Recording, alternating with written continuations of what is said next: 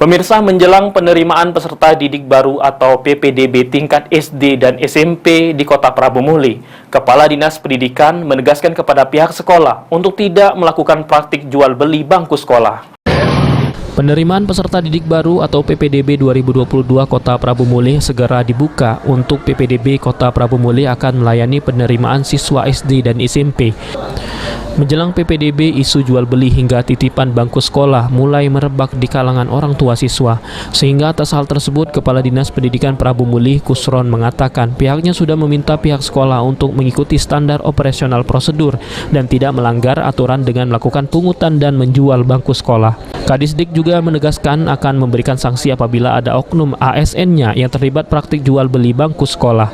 Kadisdik Prabu Muli sendiri mengungkapkan telah memiliki pengawas di tiap sekolah SD maupun SMP. Tidak ada uang jual beli bangku seperti yang Anda katakan tadi. Sekali pembuatan pun. Jika ada informasi seperti apa, Pak? Nggak, apabila ada informasi tolong sampaikan. Kalau titipan langkah kita Titipan dari siapa? selanjutnya langkah kita, Pak.